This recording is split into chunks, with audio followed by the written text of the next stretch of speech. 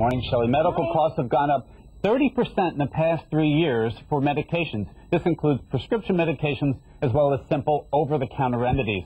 So there's a lot of things that you can do to help yourself just relying on simple, natural folk remedies. This all looks very interesting. I'm nervous. Let's start with headaches.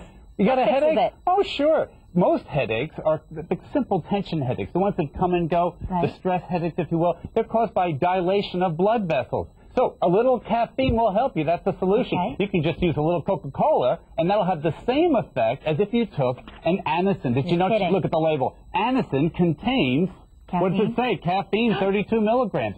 So by taking caffeine, you shrink down those blood vessels, and hopefully your headache will go away. So instead of this, I drink a Coke. Have a Coke. And if your headache doesn't get better, well, then maybe you think about seeing a doctor rather than loading up on a bunch of pills. Wow, I like that. I like that a lot. All right, what about warts? The hated, dreaded wart.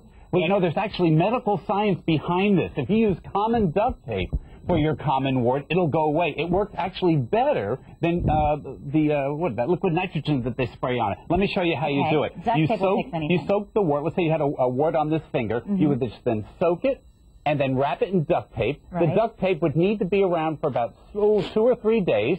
All right, and you just leave it on.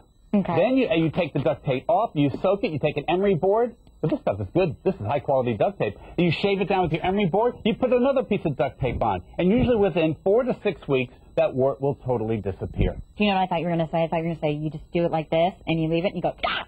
And Oh, you just kind of amputate it off. No. Okay, good. Shoo! Okay, what about poison ivy? Poison ivy or any kind of itchy problem, an old dermatology rule, if it's wet, dry it. And if you get poison ivy, you get that weepy skin. So what do? Take a jump in the pool. Okay. Chlorinated water will dry the skin. You know that. It does funny things to your hair, funny things to your skin. Well, that's exactly what you want to do when you have poison ivy. You want to dry out the skin and relieve yourself of that itchiness with poison ivy. So take a dip in a nice clean pool if you've got poison ivy. That's good. I didn't know that. Okay, what about cramps? Because, okay, cramps, like a whole bottle of this is what you need to fix it. You say there's something easier? There's a variety of natural remedies for menstrual cramps, and one is called catnip tea.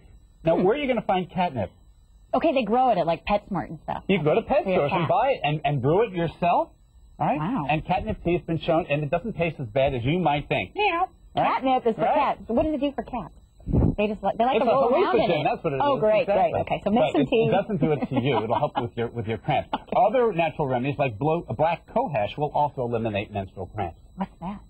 That's another herb that you can take. Oh. So if you visit any of these natural food stores, they all have experts and ask them what do they recommend as well. And they're much cheaper than prescription medications. And if it works, great. And if not, you can still go see a doctor. Is the honey for my catnip tea? No, use honey when you have cuts and scrapes on the skin. And this remedy goes back all the way to the Egyptians. And we're using it in medicine today. Really? Honey is wonderful. It has powerful antibiotic activity. And you apply a little honey when you have a little scrape there. You won't need to be using any antibiotics that might give you a rash or a reaction to your skin.